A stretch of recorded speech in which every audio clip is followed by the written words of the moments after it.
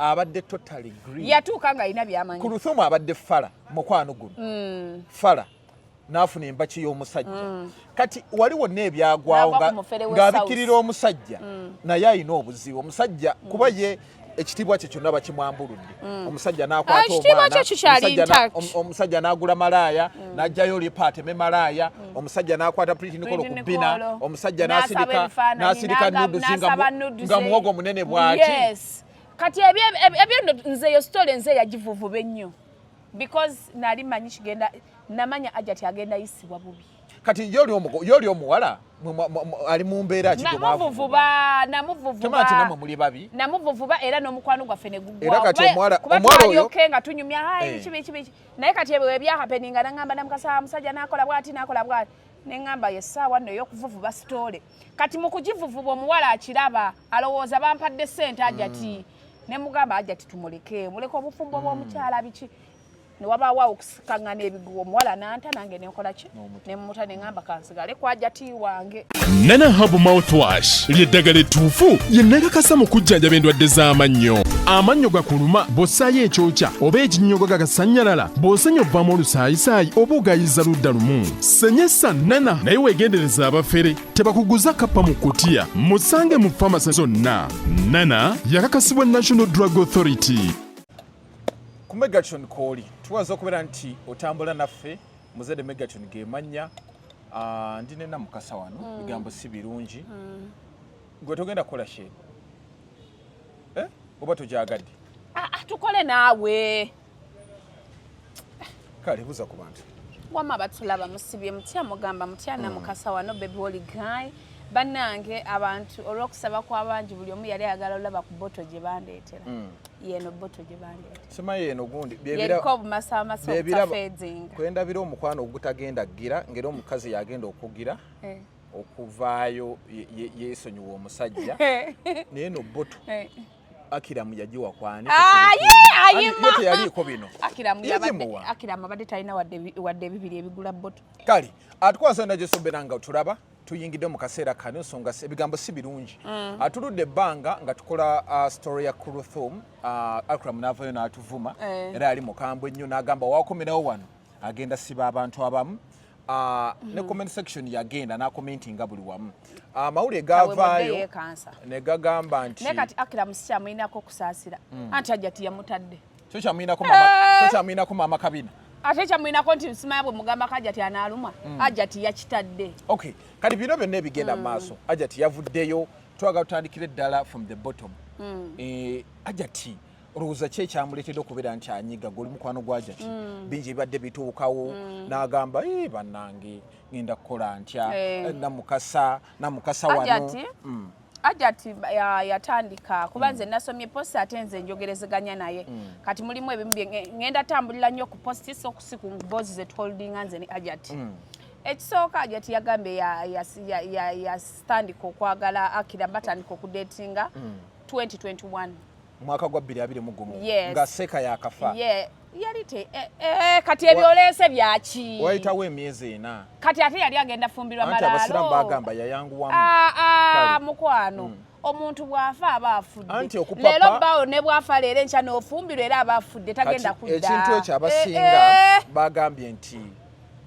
Ayita ya papa era talina we yapapiramu abagamba nti ya papa basiru it's okay kale abasiru bagambye kaŋŋambe singa ya papa nalinamu emyaka 4 era yandiyagadde Akram ne bigana anti abasiru bagambye ya papa nagwa mu fere era abasiru bano ne bagamba teri bya bufere bwamo kati goli bias abasiru bano ne bagamba era kyabaleetera okugamba nti omukulu nga tannafa alabiko gundi ono Maso Glory Dolo yali adeddeza ati ndipotingira abasiru ati nange nenkugamba abasiru balimba kubanga emyezi 4 n'afuna omusajja wayitawo ebbanga ddyo sirimanyi sigenda gyogera oba ttono oba ddene as long as kyaggwa so n'afuna Akram ne bamaking obufumbo bwabwe alaali 2022 and teri mukyala yenna ategeera asobola vayo nanenya Ayita Kuluthum kubanga ekisooka Ayita muto lwakuba nti Ayita nti alina omubiri naye Ayita muto wa myaka gyaffe Ajati ali mu 20s. Ajati is young. Ajati nga muto. She's young. Just lwakuba bambi alina omubiri ate n'ekirala alina erinnya ddene erinnya lye ddene ku myaka gye. Ataasomye. Aha, ataasomye. Ajati ekinene ennyo bw'aba agenza ali mu 32. Nze nkubuulira. Seeka yafuna ekintu nga kito. Sheeka yayagala Ajati nga Ajati akyasoma. N'amuweerera. Fena tugimanyi n'amuweera n'amala n'amutwala. Era Seeka ye yalaga Ajati laavu yasooka. Kyova olaba Ajati oyo nze nsobize nsoboloza understanding nti yali tamanyi bino byabayaaye nti abasajja bikyo kitegeera. Ajati ali so yagwamu mugwe. Yagwamu mugwe. Naye kati experience gye tufunye tusobola gwamu Akiramu. Ne kambuuze. Akiramu ye positioning ati okusanga Ajati Kuluthum. Munange Ajati ekisooka Ajati ali vulnerable. Mu bantu bentunulira mu Uganda abali mu limelight bannanga ate ani ankubira kasimu kange akatono kamujjeko. Nina ne yansuubizaayo 5 oba yabadde ankubira. Ndaba mutwala ate nga weewole yagutudde. Kyokka ono omwami yabadde ankubira.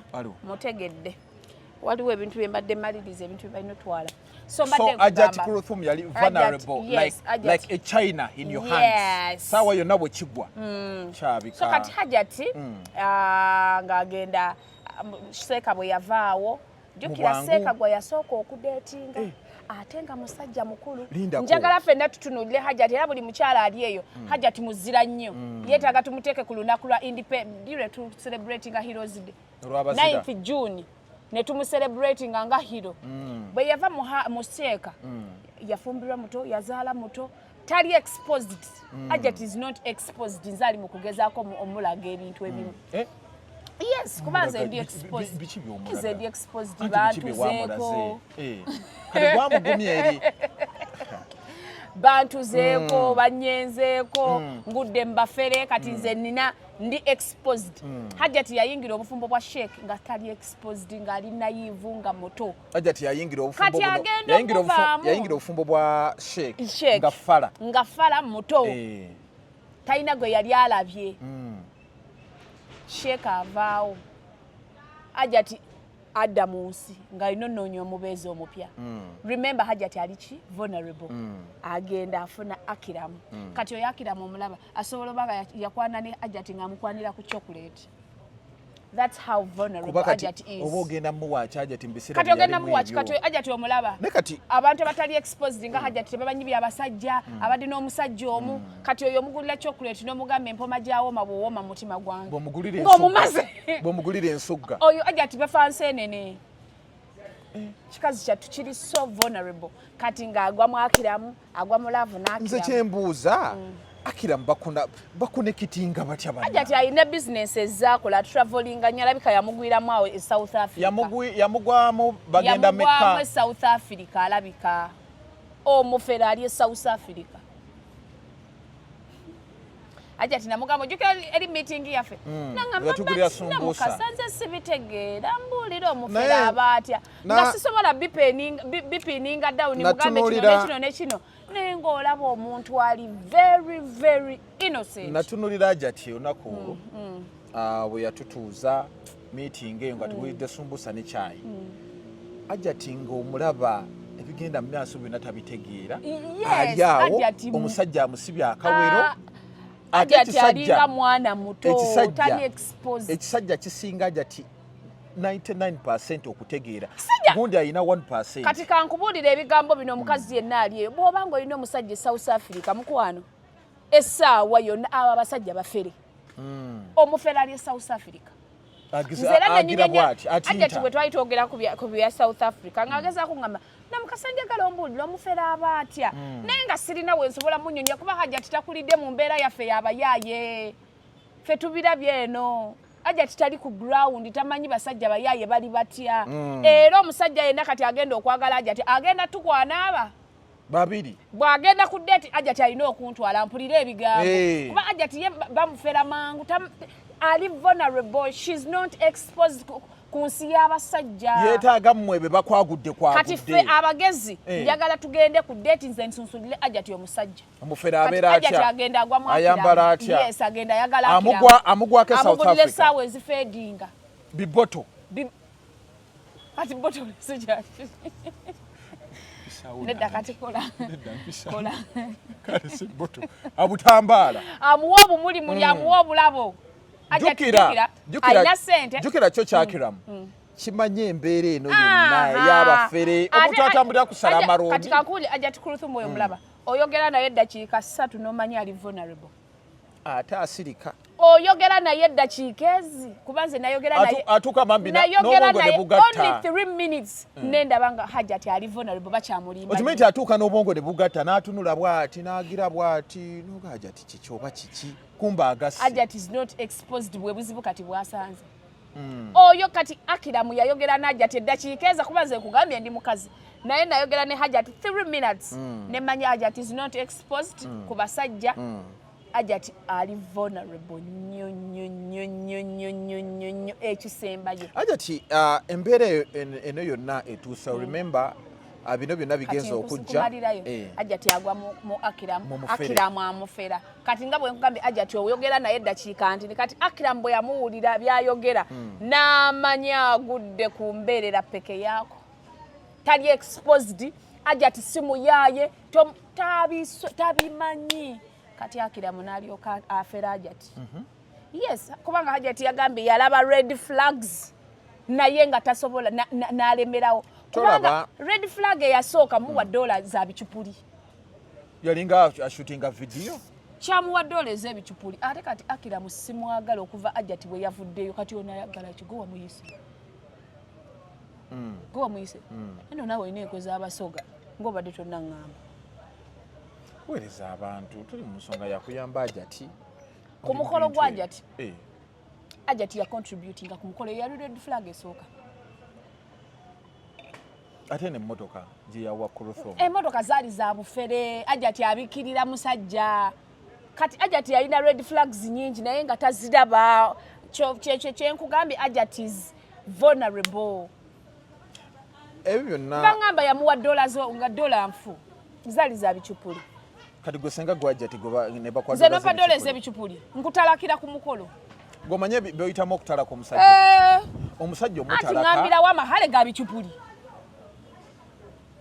kubanga mu busiraamu nze bange musiraamu amahale bwe bufumbo bw'otamba amahale genkusabye obufumbo tebubaawo amuwadde amahale g'ebichupuli ani kati naye anti jukira omusiraamu bagamba amahale ge bakuwa wemwetalaka gozaayo tugende ku nasa tukube dola z'ebichupuli tuzimuddize agenda saba amahale tujja zimuddiza kubanze kati Akram sikyali mabegawo mbadde mbikabikako lwajjati wange nga ngamba kinaalabika kitya naye Akram ate tatawana kubaako bigambo bya kisiru bya exchanging kubanja bavumira Akram njana kuzirika nga mbuvuma aleka Hajjati waffe amuwestingidde obudde akoze byonna Hajjati oyo omulaba Akram oyo omulaba yagula malaaya naye era Hajjati n'aguma zezo red flags mukazi watu ze yayogeddeko mu post yalabanga red flags n'aguma Hajjati ojjukira beere ebyamalaaya zinzimiya namugirayo gundi musima tugende bakujjeko omusaayi yamuggyeko omusaayi yali kitongole kya USAID yamugirayo lupo ye yagaba omusaayi adonatinga omusaayi atwala bakazi mbu yali amuggyako bujja musaayi okugwaki kati sobola ogenda nawe ne tujjako omusaayi nga tujjako kuki mutandika tugende batujjeko omusaayi afuta kujja ku musaayi kyekiddako nze bwe nalabira omusajja nti muya kifere tosobola kuŋŋamba naye tugenda kufiirako Akram n'omuteeka mu mmotoka ayambala ebisapatu talina njala na mbigere kana Hajjati yali yatomera naye Akram nina posti gyendabye nga kitandise okuwaga Akram n'obaako ekigambo kyonna kyoyogera nga kidisrespectinga Hajjati Allah ngenda kukola ku Akram era mu byonna byakola takwata linnya lye n'alisembereza eri Hajjati kuba ngenda bavumira Akram mulaba nti nakowa entalo z'amawulire naye oyo Akram mba ngenda mwambala yesonyiwa Hajjati waffe Hajjati red flags yakkiriza musajja kyagula malaaya mukazi wattu ne kiguma ate nga amuwolereza publicly nedda ku Pretty Nicole mujjukira story eyo era ne tugivuvuba nedda yali amukwano yali ayagala kulya mukwano kwa tuvuvuba story ya Pretty Nicole yamukwata ku bina ku changing room laba nono zolo Nzomanyi story ze tuvuvubira olwa Hajjati Linda ko yali yamukwata kati ono omwana w'omugenzi yaani eyafa Kigundu ojjukira omwana wa Kigundo yafa ono Kigundo yafa omwana we yavayo n'agamba Akram yali amuweereza nudes ne tuvuvuba omukazi omanyi sitole ze tuvuvubye ku lwakulu Ajati ngamba Ajati anawulira bubi twavuvuba oyo omukazi naye nga kituufu omukazi yalina nudes n'azinsindikirako ku viewers naye ne ngamba kinalabika kitya nga nvudde mu Ajati wange ne tuvuvuba omuwala naye yamusanga nina ku Facebook mundaga ku mabeere nze mpulira ayagala nnyo ebbeere kyagala amabeere bate kyayo kanjogereko okumanya Akram mutali serious Ajati munene bwati buli kimu full package ebbeere full ekisambi full olubuto full ebbina full abasajja benzi yakwanira oyo muwala ku Facebook nze nkunyumiza red flags za Akram ze tuze tuvuvuba oyo muwala omwana wa Kigundo yajja mawulire nga bayimba ne mama Fiina omwana oyo mutegedde erinnya ndyerabidde yali so yayomba ne mama Fiina nga mama Fiina yabba ebintu bya tata waabwe ani yasindika nudes Akram amusanga ku Facebook omuwala ali ne mama Fiina mu lutalo amugamba nina baloya basobola okuyamba mama Fiina tumukoleko ng'obuyinza we bisoboka ko muwala thank you ngenkeera atandika simanya ncha musenze nasimanya ndidde omulondo nze nasimanya mbugumye kankulage ngasindikira omwana w'abandi muwogo omunene bwati yakula naawula ate wookirabira olumpi obukati olubuto onogira bweru lwageza wansi obanga ku musajja asindika nudes nga mufumbo nasindikira oyo omuwala susuwe nagamba omuwala nyamba nsindikira ku bbeere ndaga ku bbeere ne bwe liba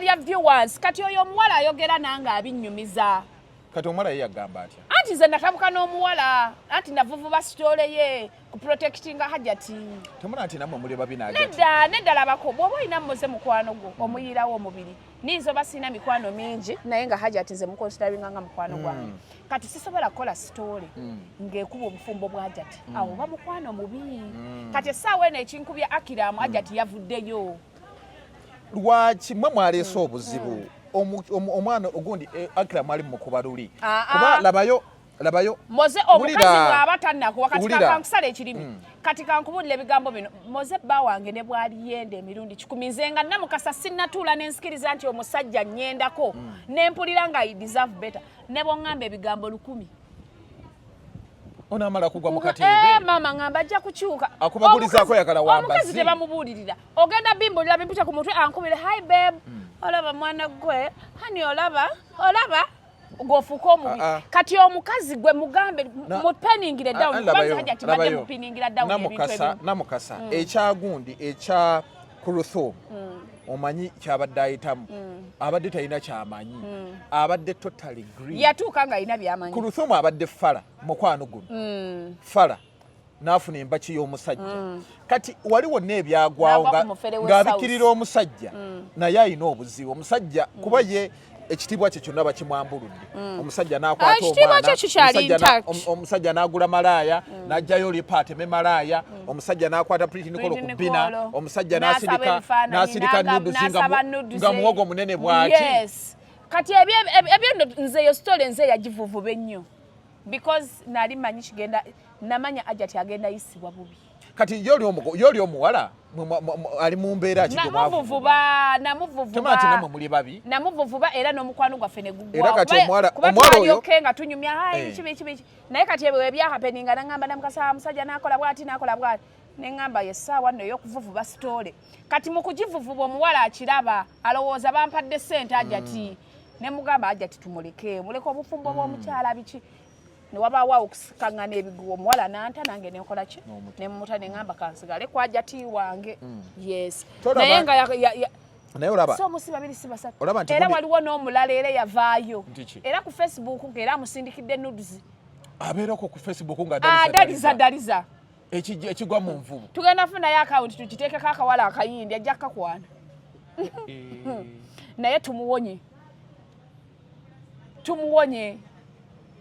tumweyambudde omanyi nze ndi saidi Ajati tumweyambudde omugogombe omulamu tawoneka naye Ajati tuwonya Akram Ajati agenda funa omusajja ow'ebbeeyi Ajati agenda funa omusajja ow'ekitiibwa agenda omuprotectinga Ajati wali omwagalizaani Kozi nali mwagaliza. Ono gundi yazimba ekizimbe eri egundi. Nali mwagaliza Ajiba Kaluba. Talina mukazi. Abasiraamu bakiriza bana. Ajati anakiriza ofumba n'abakazi abalala. Ajati yasoma eddiini. Era ne mu maka g'omugenzi obutamwogerako bubi era Ajati yali namba emu. Era nze Ajati nali mwagaliza Ajiba Kaluba. Ekyo nkizeemu ogw'okusatu. Ne kati Ajati agenda okuwandiika ebintu bino byonna. Kubanga Haji oyo musajja omutunuulira, bw'otunuulira profile ye, musajja wa kitiibwa, musajja ekitiibwa kye kijja kgenda n'ekyajati. Tajja kuswaza Ajati mulebula. Era Ajiba Kaluba bw'oba oli eyo. Ajati waffe muwa mahali. Amuwa mahali amuwa Range Rover. Ajati afuna omusajja ng'ali nga tali nnyo mugundi z'abakazi. Afuna omusajja agenda omuwa kulaafu. Kati kankubulira ebigambo bino. Ajati tafunye laafu. Essaawa eno Ajati waali.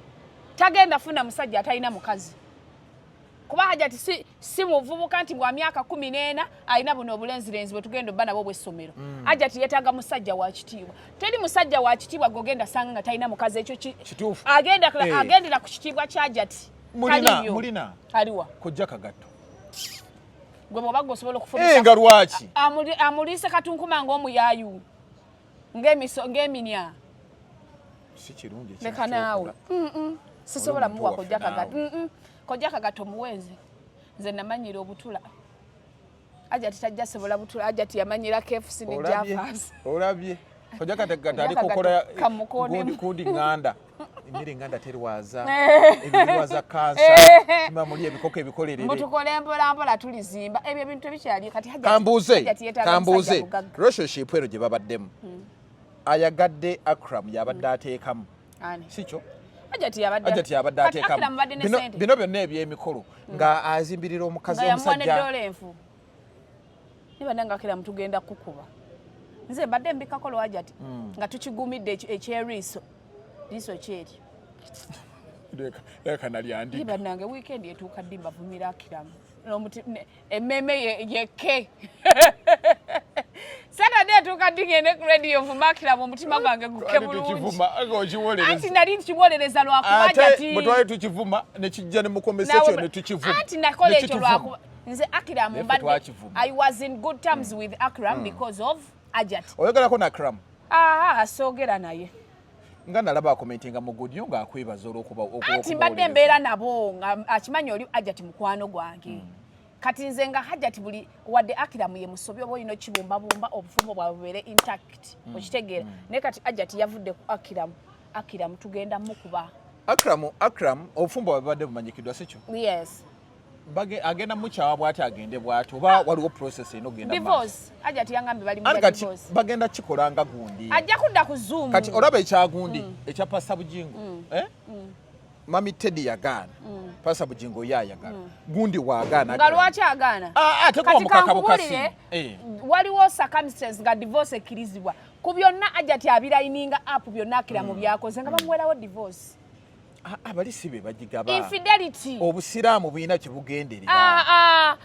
Ajati. Omanyi kigambo okutalaka? Nedda. Ajati byonna Akram byakoze. Ayina grounds 99% omuwa divorce. Byonna byakoze. Musajja waawangula malaya. Musajja waawabera ku Facebook n'asindika ebitundu bye by'ekyama. Musajja waawayagala okwebaka n'omwana wa muganda. Bangamba preaching Nicola mwina kechuka. Kojjawe. Mbukojjawe. Ajati ayina grounds zonna ofuna divorce. Era fe team Ajati batuwe divorce. Ajati mufunire Ajiba Kaluba. Anti ero kuba kulina okubeerako okutalaka. Ajati mufunire Ajiba Kaluba alinga ali awo yayagala bakazi. Ajja kukkiriza. Ajja kwagala Ajati. Kila muntu kila nani. Era Ajiba Kaluba gwe njagaliza Ajati wange. Omusajja nze ngenda mu Kagatto. Nawe leka. Alagati yeetagamu omusajja omukulu. Ate ayagala musajja musiraamu. Ajati tasakwagala musajja. Anti laba. Ekisooka ono musiraamu Ibrahim. Leka naawe ate kujoga. Ono Ibrahim. Ye Abraham. Ye Abraham. Ibrahim. Abraham. Ono agire. Kojja Kagatto mulaba. Se mukomba mudaali. Ali mu famire y'Abamalende. Era bambi ne taata waabwe yakafa omule mirembe. Kati olaba. Nze muwa Ajiba Kaluba. Nedda ensonga yaki mwagaliza Kojja Kagatto. Kojja Kagatto labayo. Ajati yeetaaga kulaavu eyo. Ajiba Kaluba jjajjumulaga. Kojja Kagatto yangamba ayina n'eddagala ly'amaanyi ga kisajja. Wakati Ajati yeetaaga abasajja abagenda omusesebbulamu. On a serious note, nze Ajati mbadde mwagaliza. Bw'aba Mukama akigeze. Kubanza sinze nkwanisa abantu tukwano ono. Bw'aba Mukama ageze, mnadde njagala Ajiba Kaluba awase Ajati. Yes. Musajja wa buvunanyizibwa. Musajja ategeera ajja kukuuma ekitiibwa ky'ajati n'ekya Sheikh. Gundi okuvaayo. Kuluthum. N'atekinga action n'agaa nti omusajja mutadde. That means that bino byonna ebyapeninze Mukasa bye yayogera byali bituufu. Ebyo byali bituufu. Byali bituufu just lwakuba mulimu obwali obufu teyakwata. Yalina mwana mayina. Teyakwata. Tali tulinda akwate. Kyenkugamba hajati bino ebya America si bye ebimutabudde. Olowooza ki ekimutyo sawa? Omukazi agenda okuva mu bufumbo bw'omusajja. Ng'agasigasa. Aba amazola be ebyenda bye byonna. Era omuwulira agenda byenda byembirabye. Azza agatta. Hajati si musiru. However, wadde ali vulnerable, naye naawe oba obiraba. Musajja wuuno akwanira ku Facebook bw'asindika zi nudes. Omusajja ku Politinikolo, mukwano gwa Politinikolo, omwana wa Kiggundu, musajja yagula malaya yali amusse. Namugirayo tugende ku blood test. Omusajja awoza yinginiya kumbe si yinginiya. Bingi. Omusajja nkoko mponga byoya yamuwe emotoka y'obufere. Ogenda bigatagattamu byonna. Kino eky'Amerika si kyekimugize. Tolaba nti Kuluthum naye alina obuzibu. Kino ekyomu Amerika kyongeddemu wamanyi agamba ekimala. Naye ekyo eky'Amerika si kyekyatabudde ajati. Byonna omukazi obigattolwa. Ngolowooza omukazi onobe w'omusajja kyangu. Nti leero nvumye ennobe. Ne relationship bw'ebeera. Ogumira byonna byakuyisa ng'olaba ng'otuuse n'otuuka n'ogamba kimala. Kati kino eky'Amerika si kyekireese. Nsuubira kiri kyegambirwa kuba okiganye. Kuluthum teyetegereza musajja ono. Teyatwala paati.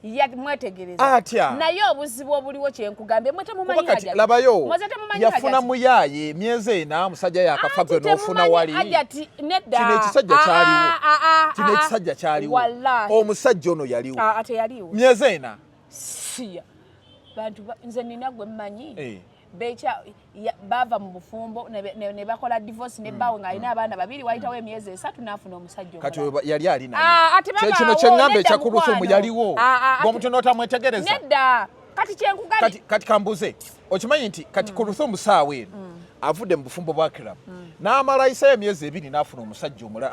Aba yali naye. Aba tobadde naye. Aba naye naawe. Oba tobadde naye. Myezi 2 zisobola okugira nga wetegereza omuntu. Kati nno n'omwezi ogumu.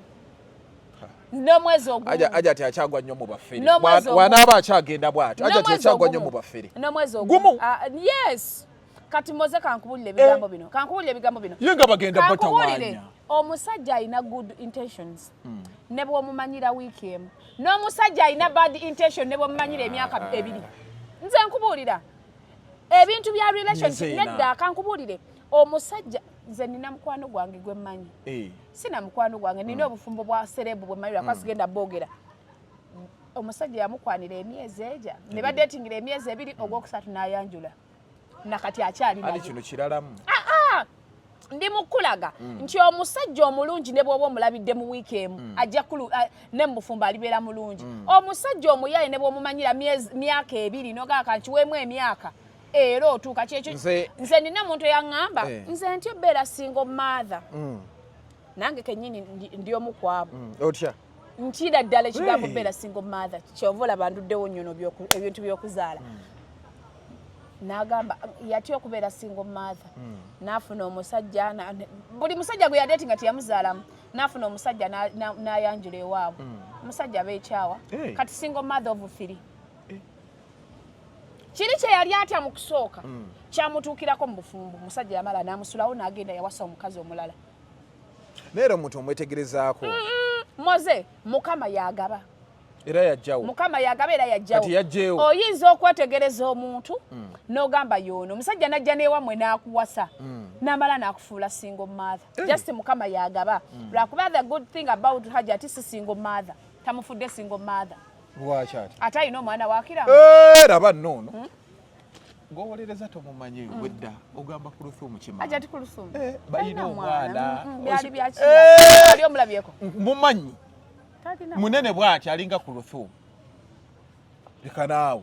Akram amuyinamu omwana. Nali mmanyi byamawulire. Si byamawulire bya ddala kaakati gundi Kuluthum single mother. Kituufu. ekyomwana kireke anti ekyomwana kireke alina abaana babiri kiri ekyomwana kireke era Akram ayinamu Ajati omwana lwakuba nti nvaluinga friendship yange n'Ajati naye singa Ajati seekyo bannange Akram nekino abakazi bakiyigiremu muki abakazi naddala bali mu limelight tobeera mu bufumbo oti lwakuba media enaakulaba etya Ajati ekintu kyakoze atutereddewo peesi nti bwe kigaana oyina olukusa ovaayo ne weeyogerako nti obadde nti walaba ebintu biganye okitadde naye abakazi naddala bali mu limelight abeera mu relationship nga tekola omusajja ayenda omusajja amukuba naye ng'ogamba naakola ntya bonna avaayo abantu bagenda tukola tutya okitegeera nze ndabira bakulira ku relationship ya Becky ne Amiri baalwawo okuvaayo mu mawulire nenga batya public egenda kiperceiving etya mukwano bw'oba oli eyo ng'obufumbo buganye it's okay obufumbo gaana kirungi nnyo okuva mu bufumbo ng'oli mulamu ate kibi nnyo ova mu bufumbo nga batuteewa mu keesi nga bagenze kuzinga yes because Ajati abadde agenda kwonooneka obwongo bwe because mental health is a key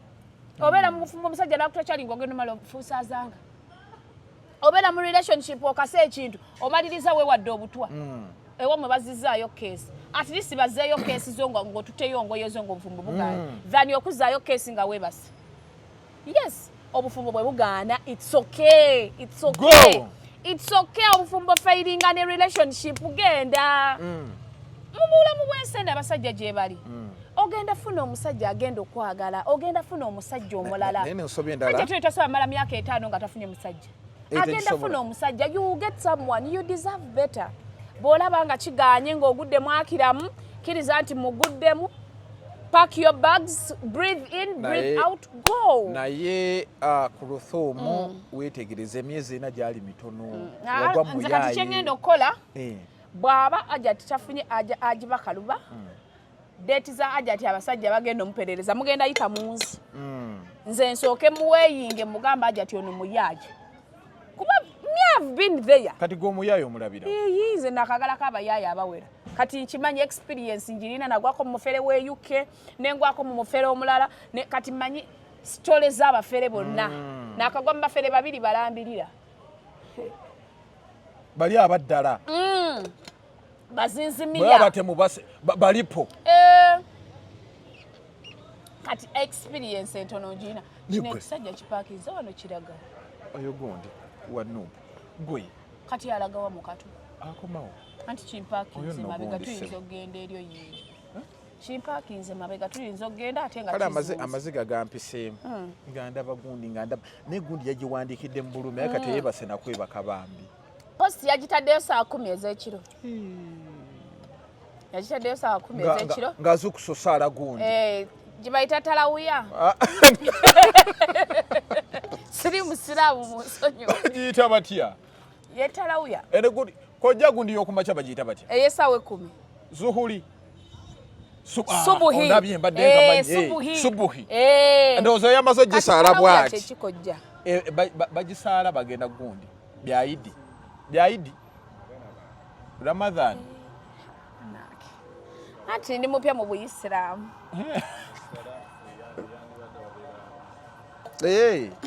we batisaalira talawuya bulijjo simanyi nti kojja kagato musiraamu nnyo walayi byaddala musiraamu badde sikimanyi kati wekitegedde Akram mubi kuba omusajja naye nensomye endala gundi gye yakola kukkiriza musajja beera mu mawulire kyekino kye nagamba ekya Reema yalaba Amusa ng'Amusa ayitiridde akwata bannamawulire n'abateeka ku bbali mujje mu nkwate y'akambi n'amugamba nenziramu okulaba mawulire ngenda kukuba ali mu relationship nze kuba ndi mukyala mulimu omuntu nagajja omusajja mu mawulire naye bw'obeera mulaavu owulira nga ebintu omusajja byayogera mawulire biryoke nze nkubuulira ate n'ekirala oba tuyagala mujjako ddembe lye because omukazi bw'obeera mu mawulire omusajja buli omuga va mawulire awulira nga oli mumumanyira kakibeerewo nkuuma relationship yaffe kuba mbuli relationship zonna ezibadde mawulire zewe nakakasa nti era Akram oyo wamba kati wendakakasa nti Akram muferula kwa Ayita awo by then nali siri mukwano nnyo gwa Ayita buli woolaba omusajja akwata ensawo y'omukazi n'ajambala mu close bag oyo aba muyaye ate n'omusajja ayogere ennyo bannange yali agala interview olumu aba n'obujonjo mu maaso nekijja nekyogera nze nina namulaba mu gagatto ogundi temuli njala ali kusala maloogi atambula yali akutidde malaaya yenna akuta akatambaala anyiizira eminyira gimuliko oba kito embwa eyo bastade embwa yadde oba kito bastade embwa yadde n'amalira Ayita waffe obudde bannange Akram mwewulira esize ndi timu Ayita tomanyi nkomanyi yatukulira sumbusa ne chai ekirumya Ayita kirumizaamu n'ennaamu kati Akram ate nze mulize yakoze posting kati ekyabadde ekyali kibatta kiweddewo kakati agenda kulumba naye buli kyonaakola Akram nze yours faithfully ngenda kutambulirako okola ebisuwaza Ayita ogenda tulaba muleke omukazi awone ahiringe because healing is a process muwa muka break abasajja kati buno obaka kambuwereza abasajja omusajja buli wodating omukazi nga ali mu limelight omukazi nga alina erinnya nga bolaba Ayita kuuma erinnya lye respecting erinnya lye ne bw'oba ogenda kola ekintu tandikolowooza Ayita yagundi agenda wulira atya mukwana abakazi siba levels amwe kubanga Akram ne Ayita Kuluthum lwaki yanonye wa level ye akache ekintu ate tekikugamba kiri bwe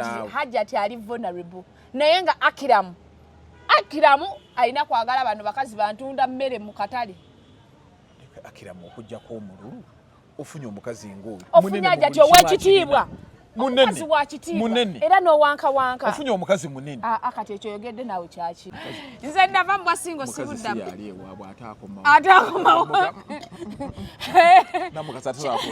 omwana biwala bakimala omwana okoma mulaba ku status we are happy together adabo muteekayo lekanaawe kakananga tokyazze mulabako mubonako kati so Akram ono nsubira naye yandisirise kuba ate Ayita takola interview tagenda kola yagambe tagenda kola Ayita is not okay by the way nga tuvudde she's not okay ali amutima gwe mumenyefu she's disappointed omusajja yamumenye nnyo era relationship bwezigwanga we are going to get disappointed n'olumizibwa so Ayita tagenda kola interview yonna because of her mental health nze kyembadde nsaba kimu nga tumaliriza Akram tubadde tukusaba mukwano njagala overviewing akadde kobadde ne Ayita mubadde mwena mu creating memories ezo memories kobo standing oleme newe bakuvuma ne bayogera ki tovaayo noyogera kigambo kyonna sirika ezo posti yebe gyokoze gyo ebesemba leka Ayita ahiringe naye bwona ayagala nawe weereza Ayita already yataddeyo dapini ye yataddeyo ti divorce in process gwe sirika Holland oyenze oguzeba malaya n'asirika kati nawe yene sawa tuwulire nti oli musajja kimala tobaako kyoyogera kyensudde alabika gundi abadde takkuta ayinza ogenda ne ku live Akram tukusaba anti labayo Akram naye aleka abadde ne issues abadde ayina ebimuluma twale eri naawe omusajja omwenzi abeera mwenzi musajja waawo omufumba sindika abadde takkuta nga takkuta ki gwe buffet yonna n'otakkuta muyala nnyo buffet nene n'otakkuta bw'otema ku gundi nze nenfuna omukyala nga Kuluthum omunene bwatyo Ayita is a very very nice person ate kyennamwagalako onakulira sooka osikana Ayita mukakkamu she's nice she's too good era buli musajja yeetaagayo Kuluthum yandyetaaze omukyala nga Ayita labayo n'okwata omwana n'akwolereza n'ogula malaya n'omugirayo lipo n'akwolereza layire waliwo yaŋŋambye eyampadde information mbu Ayita Kuluthum simbu Ayita Kuluthum yali yakoowa dda ono omwana kino kyakiramu ensonga lwaki yakitwala eyo kiraga mbu si kyakwagala n'akiwaŋŋangusa kigende awone olubabu ekyo because yali alowooza nti omusajja jjukira omusajja ekituufu ekyaliwo yali takola inginiya nga inginiya yalingawa zino toyi ezigwamu oba yali kamyufu bano abalinya oba kyali kikamyu gwatunulira Akram yalina profession kati nze nkubulira Aida Akram alete pasiripi ya senior yali ingiriya wa Kuluthum mu mukwano ingiriya wa mukwano bano bayingiriya abazimba ennyumba enkyane nizigwa kesisi yali ejja kisibira wano so Hajati ye kati okitwala ebweru yali yamutwala Akram afune omulimu atandika obbeera omusajja kati yali afunye ogw'okufuga ebimotoka nagwo gwamulemeredde ganda ba interview zakola gundi live zakola zikulira mu motoka ngafu era ogumotoka akyagulina ogw'emigaati era avuga migaati urayira avuga migaati emigaati Diana emigaati samebe yesaziza nnyo omukazi but Hajati ekirungi ayina emikwano nga ffe tugenda mubeererawo kijja kugwa teri kitaggwa it will pass kino kiwa kyakuyiga ki eri abakazi abapapa okuyingira mu mukwano nga basose kwetegereza moze ekya time frame tokijajingira nze ngenda kijajingirako kubanga nze saagala kwewanga example nakoowa abantu okusala emboozi zange osobola obeera n'omuntu n'omwetegereza naye n'otuuka ne mubeera mwenna ng'omusajja paapa ali bisi lirikola litya ate liba n'omugaso togenda ddiri amasanda mangi osuulasuula lijjanjaba nkoko mukwano so kati times to defending koja kagato nirake njagala okubuuza abaganda omusajja waafe otwala bbanga ki okufuna omukazi oba omusajja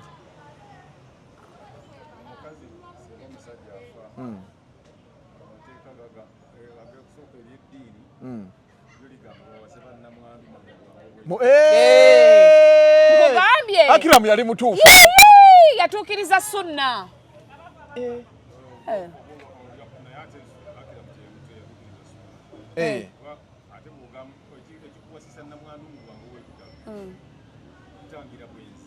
kati kyo nekyenda ate